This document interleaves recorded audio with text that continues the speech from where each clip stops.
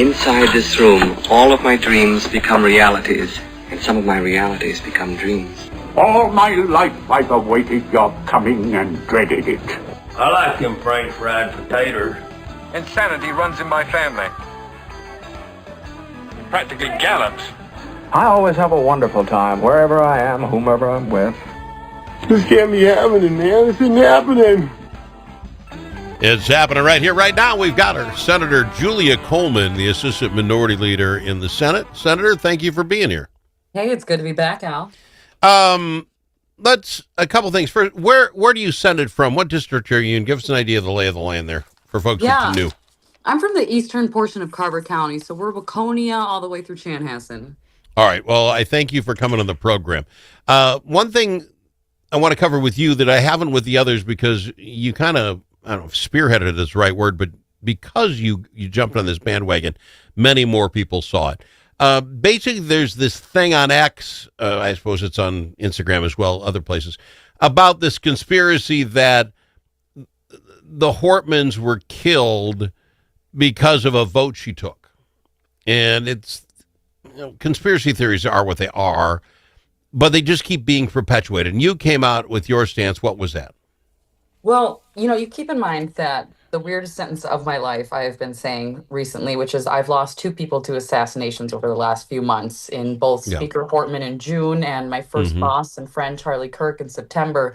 And since then, my feeds have been inundated with people, all the way from anonymous users to elected officials and, talking hosts are sharing these wild conspiracy theories about why they were taken out. Everything from she knew it was coming to Tim Walz was involved. And, the crazy things about Israel taking out Charlie Kirk. And I eventually reached a breaking point of, this dishonors not only their legacy, but the rational side of the American people.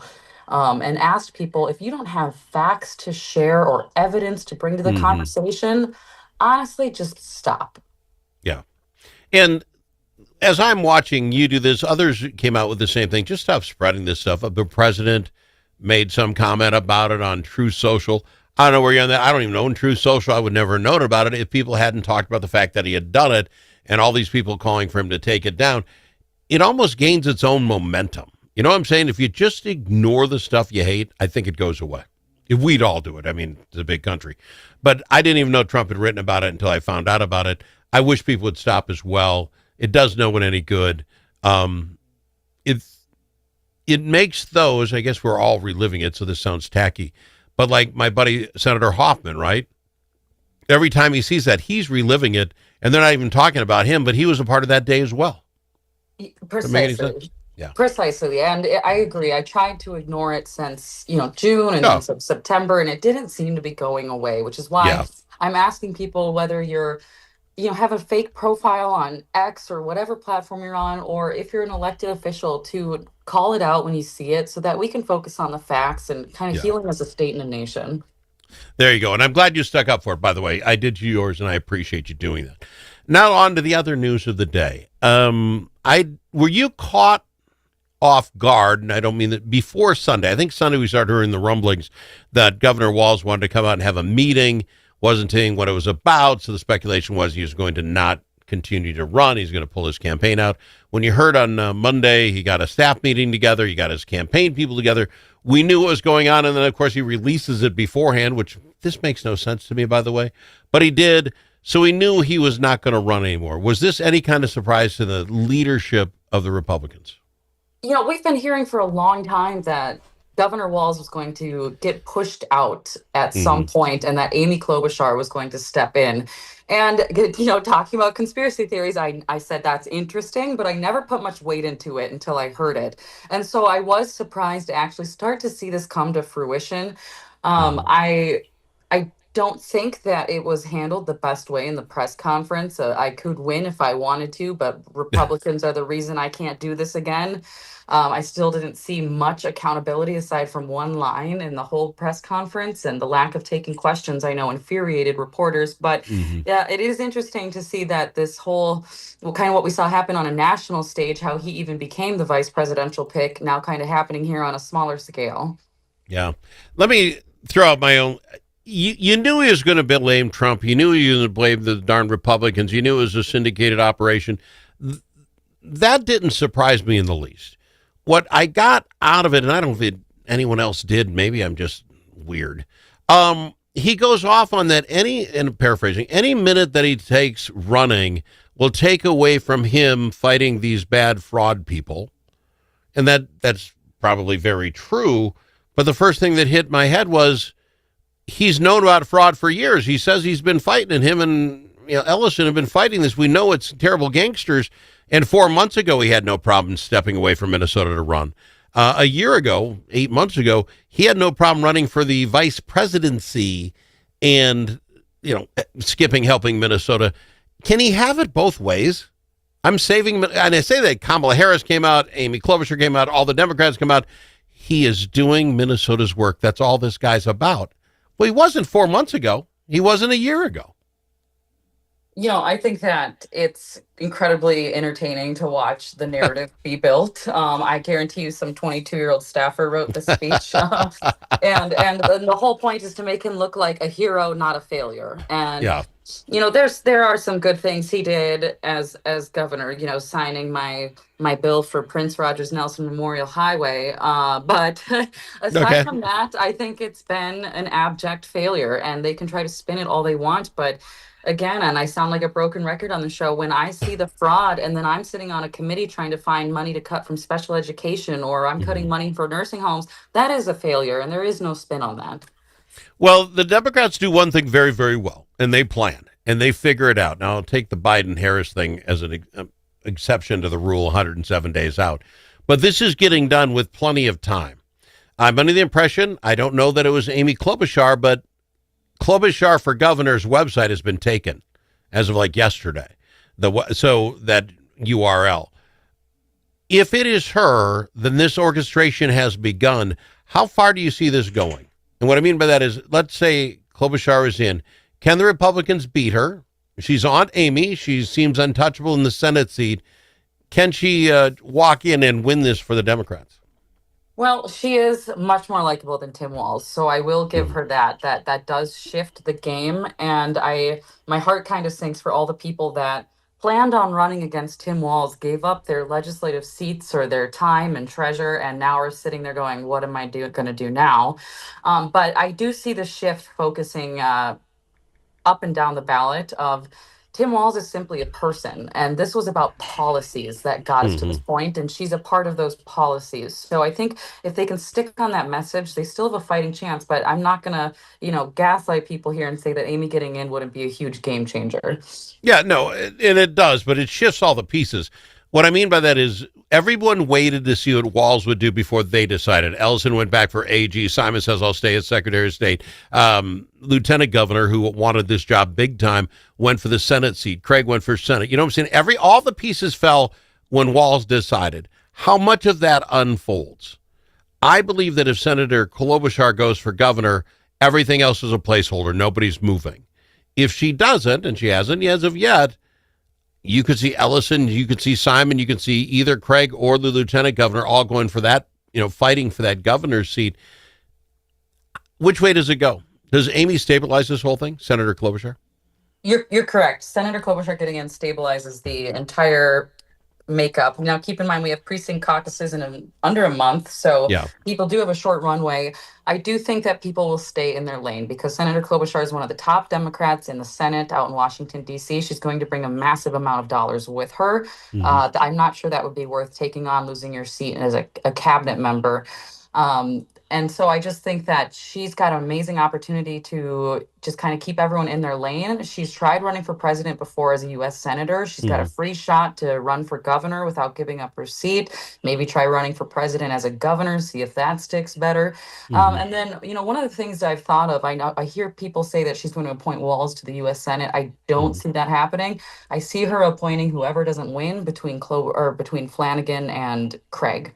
See, and for folks, came this morning as well as another guest was on, Representative Kelly Fenton.